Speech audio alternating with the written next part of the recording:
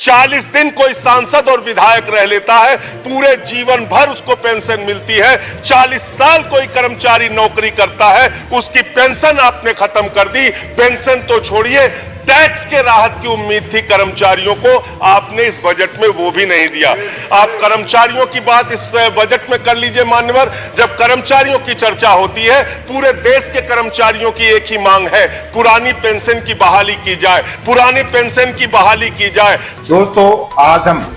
ऐसे विषय पर चर्चा करने वाले हैं जो बहुत ही महत्वपूर्ण है, तो आप इस वीडियो के लास्ट तक जुड़े रहे। और वीडियो शुरू करने से पहले आपसे एक छोटी सी रिक्वेस्ट है कि यदि आपने अभी तक इस चैनल को सब्सक्राइब नहीं किया है तो सब्सक्राइब करके बेल आइकन को ऑन करके इस चैनल से जुड़ जाए, क्योंकि इस वीडियो के माध्यम से, इस चैनल के माध्यम से आपको ईपीएस 95 पेंशन से जुड़ी हुई लेटेस्ट अपडेट हर समय हर वक्त दी जाती है। तो आप इसे जुड़ने के लिए इस चैनल को सब्सक्राइब कर दीजिएगा। तो दोस्तों, आज हम इस वीडियो में काफी ऐसे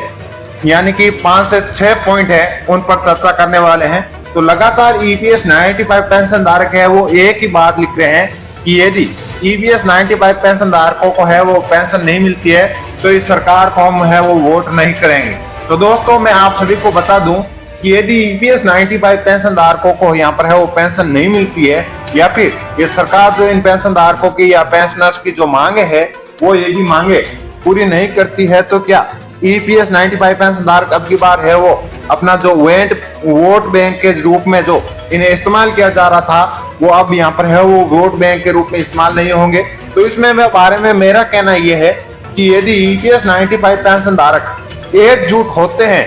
यानी कि देश के 75 लाख प्लस ईपीएस 95 पेंशन धारक यदि एकजुट होते हैं तो यहाँ पर है वो सरकार को प्रभाव पड़ता है। लेकिन ये सरकार को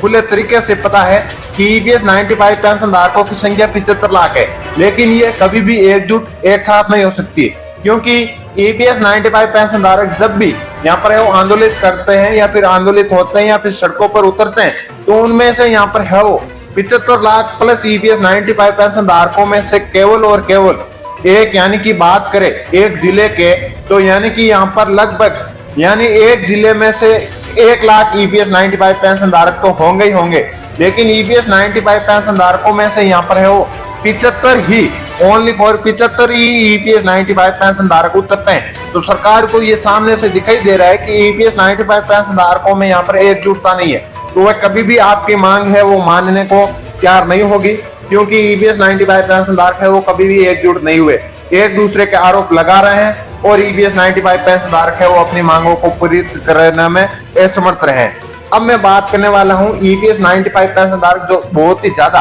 सवाल पूछा जाता है और कमेंट में जो पूछा जाता है कि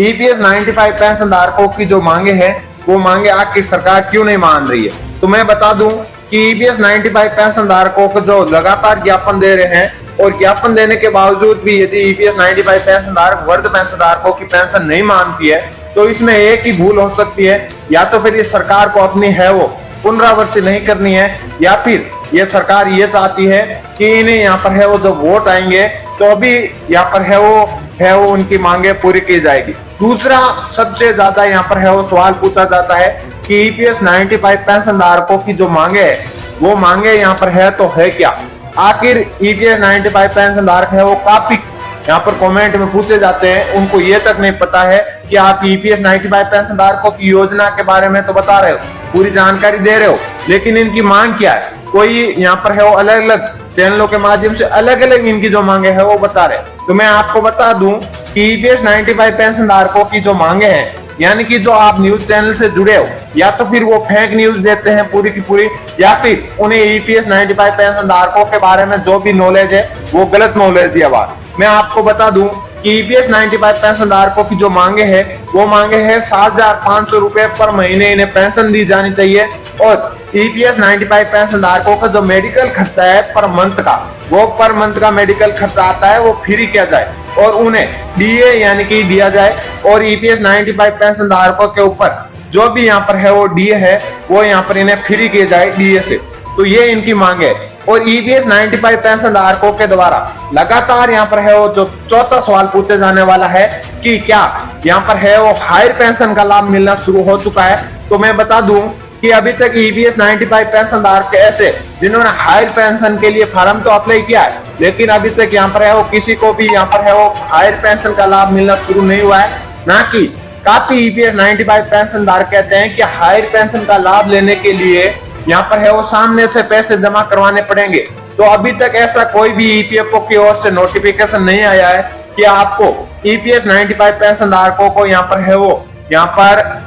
उन्हें हायर पेंशन का लाभ लेने के लिए यहाँ पर सामने से पैसे देने पड़ेंगे। तो यहाँ पर यह कोई भी प्रावधान ऐसा या फिर कोई भी ऐसा नोटिस नहीं आया। जैसे ही कोई भी नोटिस हायर पेंशन या फिर ईपीएफओ से जुड़ा हुआ कोई भी लेटेस्ट अपडेट आता है तो इस चैनल के माध्यम से आपको दिया जाता है। अगला सवाल सबसे ज्यादा पूछा जाता है, क्या ईपीएस 95 पेंशन धारकों के आपने बोला था कि पीएफ खाता धारकों के यहाँ पर है वो पीएफ जो ब्याज दर है वो आना शुरू हो चुका है। तो मैंने दोस्तों आप सभी को बताया था कि पीएफ ब्याज दर है वो अभी यानी कि अगस्त महीने के अंत तक आप सभी के पीएफ खाता धारकों के यहाँ पर है वो आना शुरू हो जाएगा, लेकिन ऐसा अभी तक नहीं हुआ। तो दोस्तों मैं बता दूं आप सभी को इस न्यूज के माध्यम से सही और सटीक जानकारी दी जाती है और वो जानकारी ईपीएफओ की वेबसाइट या फिर ईपीएफओ से जो भी कर्मचारी उनसे लेकर दी जाती है और उनके द्वारा जो जानकारी हमें दी गई या फिर हमारी टीम को जो दी गई थी कि हम है वो आपके पीएफ ब्याज दर है वो आपके आखिरी मंथ यानी कि